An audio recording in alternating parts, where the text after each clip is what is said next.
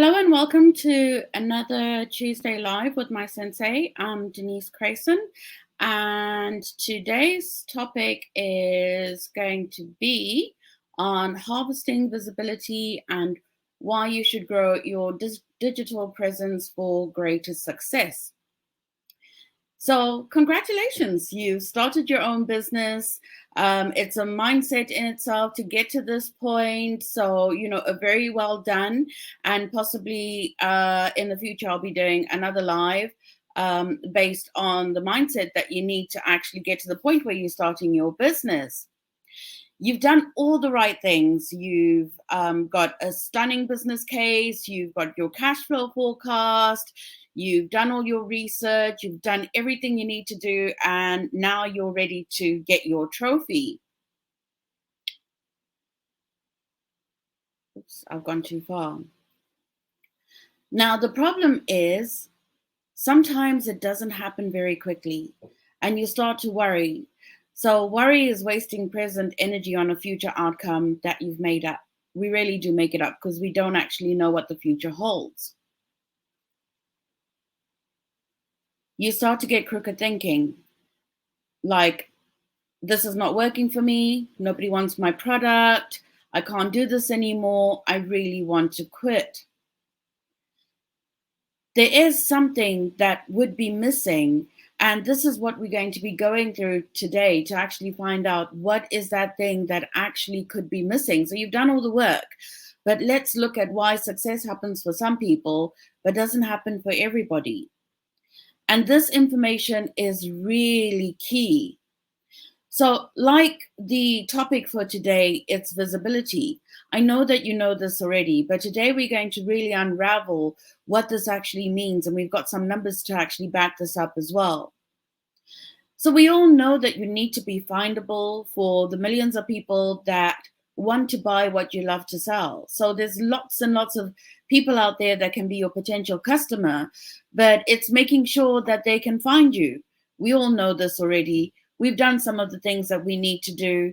You've possibly got some lead magnets, some free PDFs or free courses. You're offering free strategy calls. You may be offering free workshops that you're actually doing. There's different ways that you can generate lead magnets, or maybe you even hired a lead generator company to do it for you and spend thousands of pounds to actually get that visibility and to get the leads. But what happens when it doesn't work again?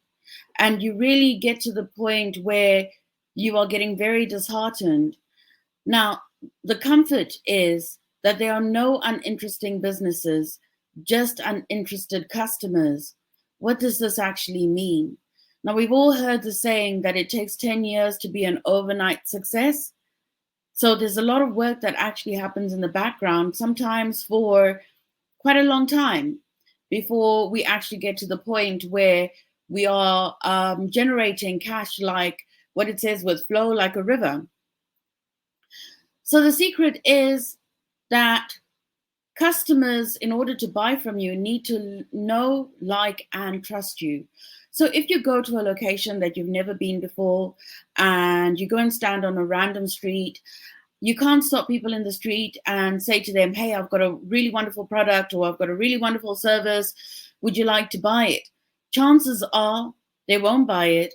They'll be making a wide berth. Other people, when they see you trying to sell your products, will be making a wide berth and going around you because they just don't want to have to deal with the noise. And when you are working in a market that is very competitive because it's saturated with lots of people that are offering the same product or the same service as you, it does become like noise. And you need to create the environment where you can be seen and heard outside of that noise. So how do you create that environment? Is the science good luck? Is it the four-leaf clover? Is it the horseshoe? The penny that you found and now you got luck for the rest of the day? Thankfully, there are people that have actually done the work and collected the data. And this is where the math gets really exciting. So if you ever wondered, well, what do I actually need to do? this is a really great starting point. So the science says that we should show up in 4 places. So that's either you or, your brand. Show up in 4 places, interact with your potential like customers 11 times, and they should be able to consume information of you that is for at least 7 hours. Now, that is how you create customers that are warmed up. So we've all heard about, cold leads and warm leads. So the cold leads will be the ones where you're standing on a street that you don't know and nobody knows you, and you're trying to get them to buy your product, or you can warm them up. And this is the science of how to actually do it, or a starting point of how to do it. So show up in places where they will start to recognize you. They've seen you quite often. So this could be different things. So for what I'm doing, I've got a website, I've got a podcast, so I'm on all the streaming platforms. I've also got, a lot of like content that's going through LinkedIn, same as like this LinkedIn Live that I'm doing right now. And also social media, which I actually need to do more work on. So, these are the 4 places. And I'm creating my 7 hours of content. So all of these different lives that I'm doing, the podcast that I'm doing. So can you imagine, like, if you come across an advert for people, and this is where, ad spend, it's a little bit hit and miss. Because if you're just putting out ads out there, even if you're making them targeted to maybe some people that are your customer avatar. Now, putting it out there, because most businesses or most people now, most shoppers now are very savvy. So we'll be looking at your ad and think, oh, that looks like a great kind of like product or service. But there's going to be chances that they're actually going to go online to see if they can get it cheaper elsewhere, because the market is not there to kind of like help you to generate profit. It actually tries to diminish profits because everybody's looking for a bargain. So Ria's just said, it's a process to success for sure. It's hard to convince others that you have a product or service to help their issues. So if you have to do the 4, 11, 7, how can you actually do that at scale? So when you think of it like, the 7 hours of content on you, and, the 11 kind of like interactions that you need to have, how can you actually have the bandwidth, because we all have 24 hours in a day, and I spoke about that last week. How can you have the bandwidth to really get the number of clients or the number of customers that you actually need to generate the type of success that you want to have? The answer is it's over time. And later on in this live, we'll talk about, what kind of time does it actually take?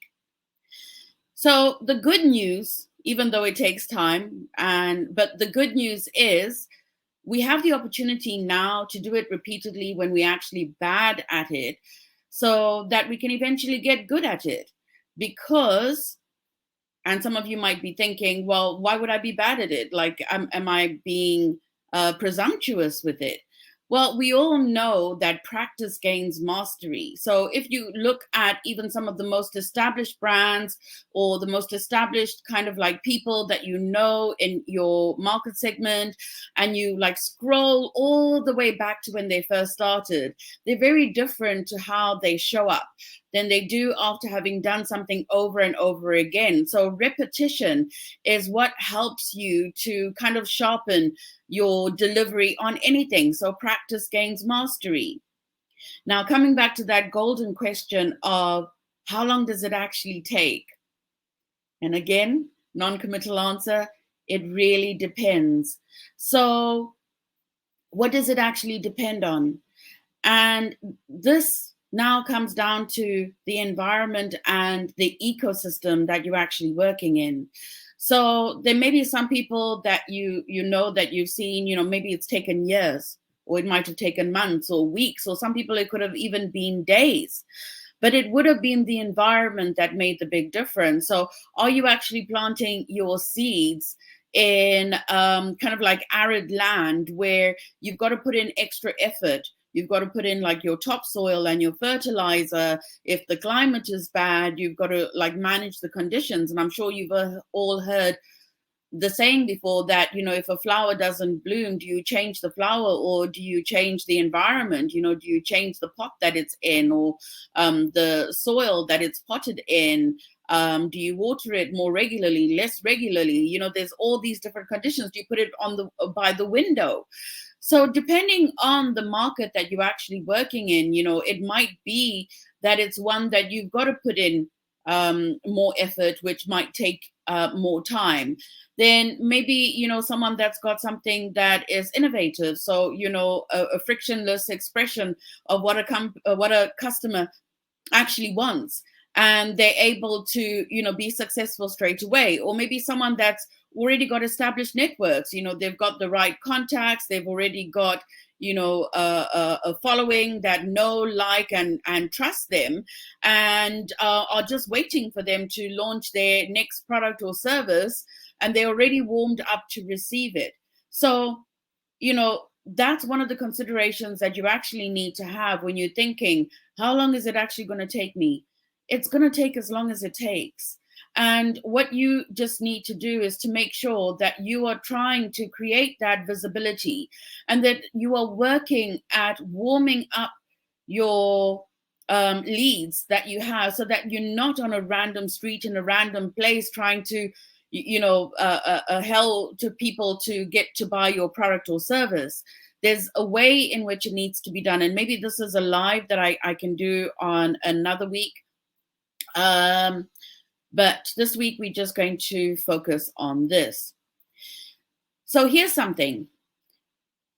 And I'm always harping on about if you want to, do like a park run, a 5K park run, enlist a friend, practice together, and then you can, be practiced enough in order to do the 5K park run. But if you want to be an Olympian, you would get a coach, right? So when you look at it and you look at professionals, amateurs spend 4 times more time performing than they actually do preparing. But when you look at the professionals, they spend 4 times more preparing than they actually do in performing.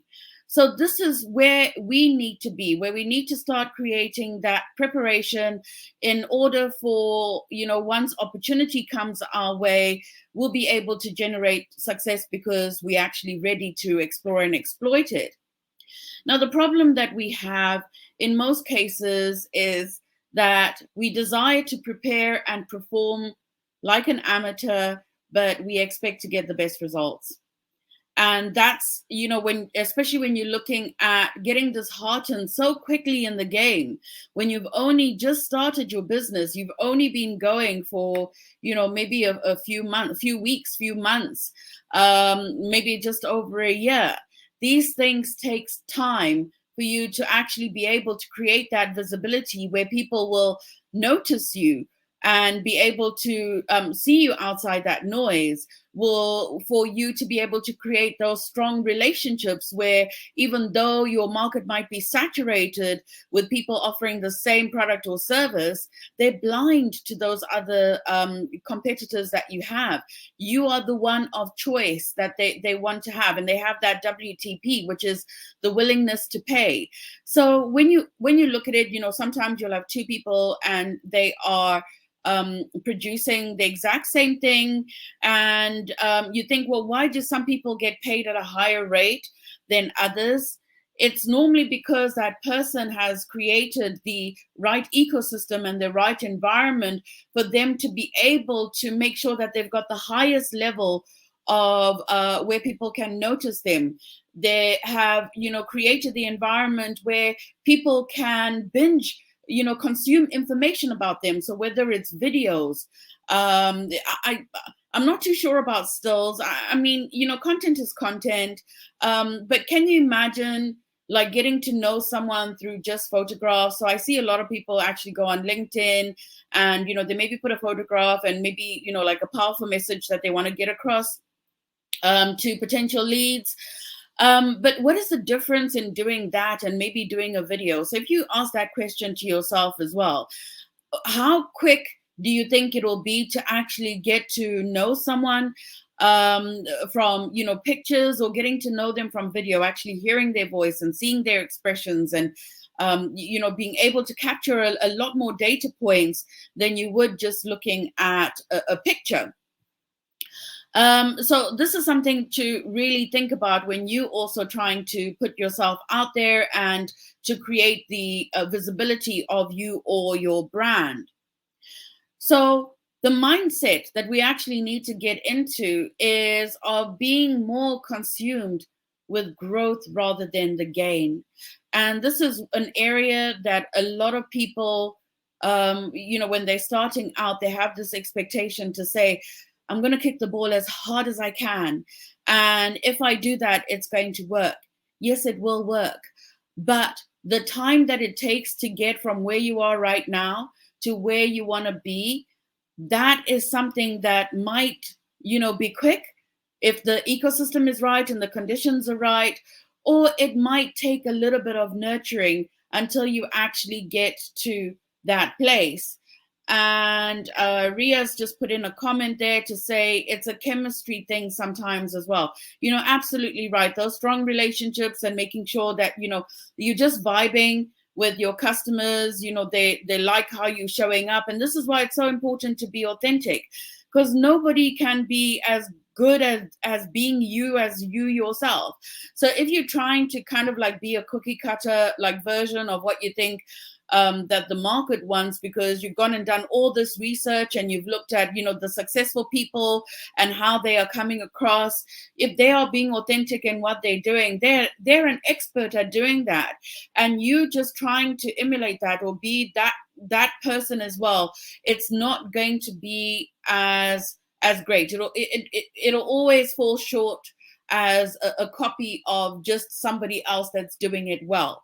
So do it, and show up as yourself, as your authentic self.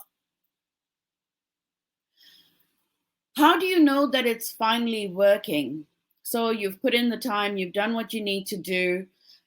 The fruit will actually tell you about the roots. So the fruit that you're actually bearing will tell you about the condition of the roots. So have you actually like grown strong enough roots to be able to have a bountiful harvest? One that is constantly producing. As you can see, the tomato plant there, or pepper plant, has actually got more flowers on it. So, to indicate that there's different stages of your products as well, that that you're able to generate more and more sales in doing that.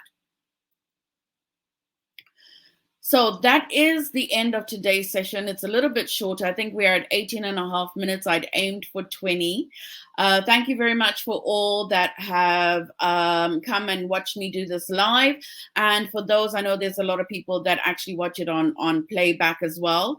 If you have any questions, you know where to contact me. So it's on www.mysenseihub.com /coaching. And I always end off by asking the same question, which is, did you find the session informative? Please answer with a yes or a no in the comments if you have joined us live today.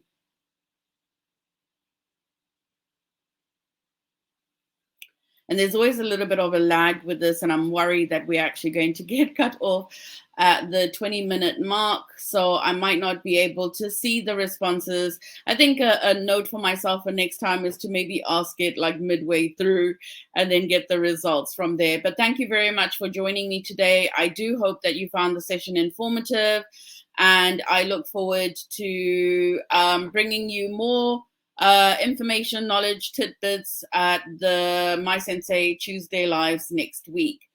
Thank you, everyone.